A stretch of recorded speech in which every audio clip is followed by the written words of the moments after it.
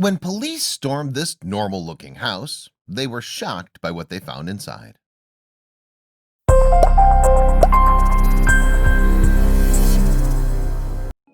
From the outside, there's nothing noticeably strange about this Tennessee property. The only notion that something's up is the squad of police officers preparing to break down the doors as part of a targeted raid. As the lawmen enter, they realize they were right to be suspicious, but none could have predicted how extensive the reality of the situation would be. Cops raid houses every day. There are in excess of 20,000 no-knock raids annually in the US alone.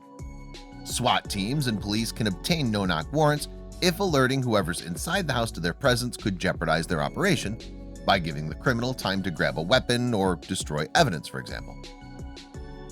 No matter the kind of raid, however, the results aren't always that exciting. Sometimes the cops don't find anything at all.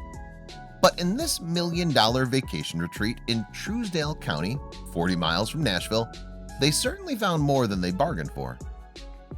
Suspicions were raised after an electric company found that power disruptions in the area were being set off by their wires getting spliced and electricity being rerouted to the house in question. An employee reported the house to the police after he was supposedly chased off the property by a man with a shotgun. Once the worker's report came in, the police headed to the house to investigate.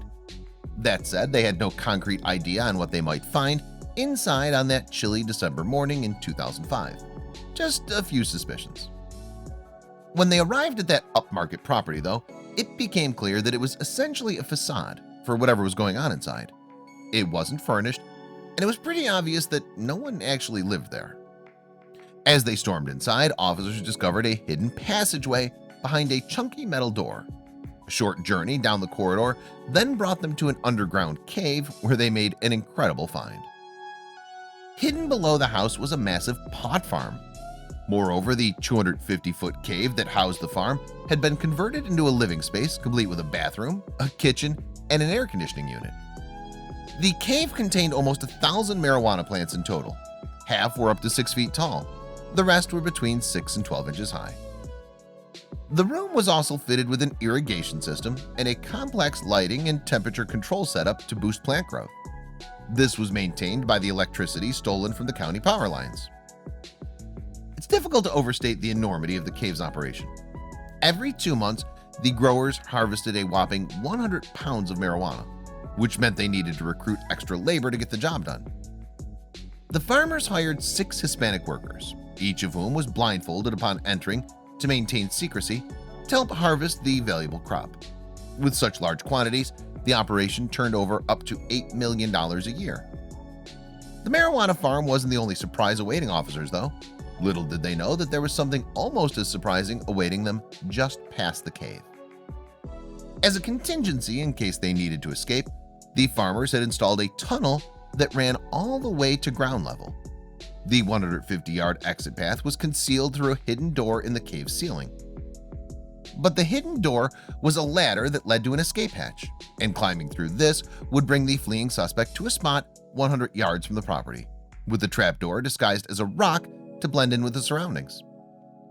After the raid, 3 men were taken into custody: Brian Gibson and Greg Compton, the operation's day-to-day overseers, and Fred Strunk, its apparent mastermind. Strunk was arrested at his home in a wealthy Florida neighborhood. At the time of his arrest in 2005, 63-year-old Strunk reportedly had $50,000 cash in his possession. He apparently also had a minimum of 6 IDs detailing the names of his alter egos.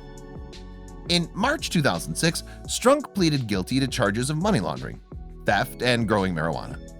Moreover, he received concurrent 12- and 18-year sentences for the latter 2 crimes. Strunk was also ordered to repay the electric company $60,000. Almost 2 years after the raid, meanwhile, what was left of the property, which had been gutted by fire, was auctioned for $285,000, a price that included the 7-acre grounds. When the police turned up that day in December 2005, nobody could have predicted the extent of the operation they'd find inside. It's amazing to think what was happening underneath an otherwise normal-looking house.